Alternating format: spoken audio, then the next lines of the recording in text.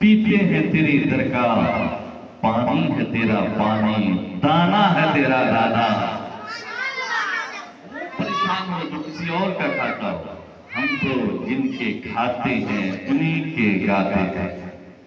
ہم جن کا کھاتے ہیں انہی کا گاتے ہیں، کھانا ان کا، پانی ان کا، گانا۔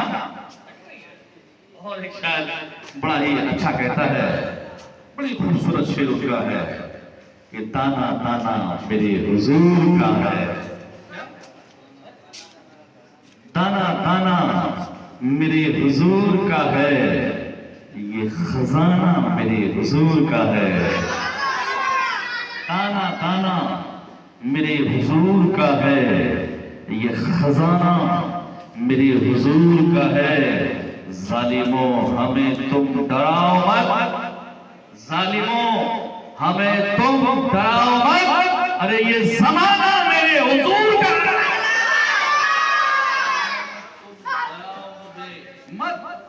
ظالموں تم مجھے ڈراؤ مت، کیوں؟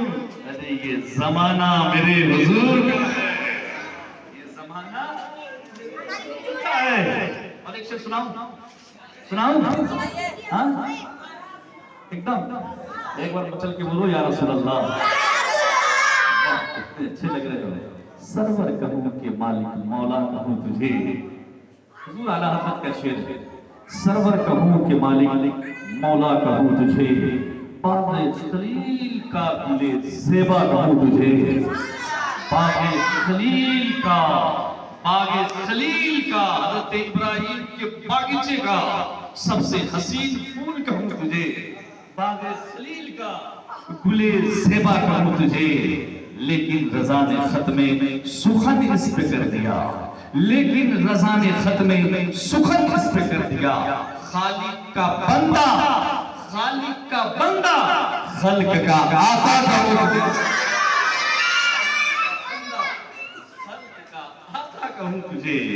سرور کہوں کہ مالک مولا کہوں تجھے، باغ خلیل کا گل زیبا کہوں تجھے۔ آؤ آؤ ذرا نبی کریم کی پیدائش پاک کے بارے میں ذرا زندگی کے ساتھ بیٹھتے ہیں اور بولتے ہیں اور سنتے ہیں، اور ایک بار شریف ساتھ میں پڑھتے ہیں۔ اللہم صلی اللہ سیدنا شفیعنا حبیب اللہ قلوب نبارک وسلم، صلاۃ و سلام علیک یا رسول اللہ، صلاۃ و سلام علیک یا نبی اللہ صلی اللہ علیہ وسلم۔ ذرا غور سے سنیں، آپ اپنے ذہن کو پاس رکھیں، اور اگر پاس نہیں رکھیں گے تو میری تقریر آگے چلی جائے گی، بات آگے چلی جائے گی، اور ذرا سا مس کریں گے تو پھر 5 منٹ آپ کو اس جگہ پہ آگے ٹھہرنے میں لگے گا، یہاں سے پھر میری بات آپ کو سمجھ میں آئے گا۔ اس لیے آپ کوشش کرو کہ ذہن کو آپ میری طرف کرو اور میں آپ کی طرف ہوں۔ ایک بار اور درود شریف پڑھیں، اللہم صلی اللہ سیدنا شفیعنا حبیبنا قلوبنا بارک وسلم، صلاۃ و سلام علیک یا رسول اللہ صلی اللہ علیہ وسلم، وما ارسلناک الا رحمۃ للعالمین۔ اے محبوب، ہم نے آپ کو سارے جہان کے لیے رحمت بنا کر بھیجا، یعنی نبی کریم صلی اللہ علیہ وسلم کو اللہ تبارک تعالیٰ نے رحمت للعالمین بنایا۔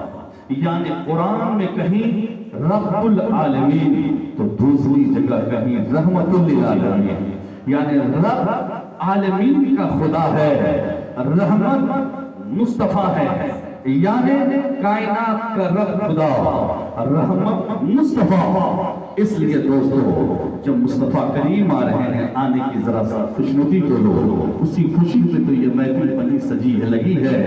اور مصطفیٰ کریم کی جب آمد کی تاریخ ہوئی، ہسٹری لکھنے والے، تواریخ لکھنے والے مورخ لکھتے ہیں کہ مصطفیٰ کریم جب دنیا میں تشریف لائے تو 20 اپریل 571 عیسوی 12 ربیع الاول سوموار کے دن بھور کا سمے مکہ شہر عرب کے ریگستان میں حضور سرورِ کونین عبد المطلب کے پوتے کی شکل میں، حضرت عبداللہ کے بیٹے کی شکل میں، ابو طالب کے بھتیجے کی شکل میں، وہب کے نواسے کی شکل میں، حضرت آمنہ کی بیٹے کی شکل میں نبیوں کے سردار عربستان ریگستان میں تشریف لائے۔ حضور سرورِ کونین صلی اللہ علیہ وسلم کی آمد ہے۔ میرے آقا ابھی دنیا میں تشریف نہیں لائے ہیں، مصطفیٰ کریم کی پیدائش سے پہلے حضرت آمنہ فرماتی ہیں کہ میں جب پانی کے لیے کنواں پہ جایا کرتی تھی تو مجھے عورتیں روک لیا کرتی تھی. کیوں؟ اس لیے کہ میں جو ہی کنویں کے پاس جاتی تھی ڈول ڈالنے سے پہلے پانی کنواں سے اوپر آ جایا کرتا تھا. اس لیے میں جب پانی لے کے آنا چاہتی تھی تو مکہ کی عورتیں مجھے روک لیتی تھی, کہتی تھی اے بی بی آمنہ آپ ٹھہر جاؤ تاکہ پانی اوپر رہے گا, میں بھی اسے لے لوں گی اور میں بھی لے کے آسانی سے چلی جاؤں گی. آہا, مصطفیٰ کریم کے بارے میں ہے کہ مصطفیٰ کریم جب دنیا میں تشریف لانے سے پہلے اپنے ماں حضرت آمنہ کی بطن پاک میں حضرت آمنہ بیان کرتی ہے جس طرح کے اور بچوں کو جنم دینے میں ماں کو تکلیف ہوا کرتی ہے, میں نے اپنا لال محمد مصطفیٰ کو جنم دیا تو مجھے کوئی تکلیف محسوس نہیں ہوئی تھی. آؤ ذرا سا قریب سے باتیں آپ کو میں سناتا ہوں. یہ ساری باتیں بڑی مشکل سے ملا کرتی ہے, اتنے بھوکوں کو چن کر تب باتیں ایک ایک کر کے اکٹھے کر کے آئے کرتی ہے, اس لیے غور سے سنو ذرا سا. نبی کریم کی ماں فرماتی حضرت آمنہ فرماتی ہیں کہ جب میرا بیٹا میرے پیٹ میں تھے تو مجھے کبھی بھی تکلیف پیٹ میں نہیں ہوا کرتی تھی. مجھے کبھی ایسا نہیں لگتا تھا کہ میرا پیٹ میں کوئی بچہ پل رہا ہے. جس طرح اور بچوں کو پیٹ میں پالنے میں پریشانی ہوتی ہے اس طرح میرا بیٹا جب پیٹ میں پلتا تھا تو مجھے کوئی تکلیف نہیں ہوتی تھی. یہی تک نہیں, بی بی آمنہ فرماتی ہے کہ جب میرا بچہ میرے پیٹ میں تھا تو میں خود پریشان ہوتی تھی, اس لیے کہ ایک دن میری ساس ماں نے پوچھتی تھی بیٹی تم تو بیوہ ہو گئی ہو اور تیرے بدن سے خوشبو آ رہی ہے. تیرے سسر ابا عبد المطلب کہتے ہیں کہ جب میری بہو بیوہ ہو گئی ہے تو انہیں خوشبو لگانے کی کیا ضرورت ہے, وہ خوشبو کیوں لگایا کرتی ہے.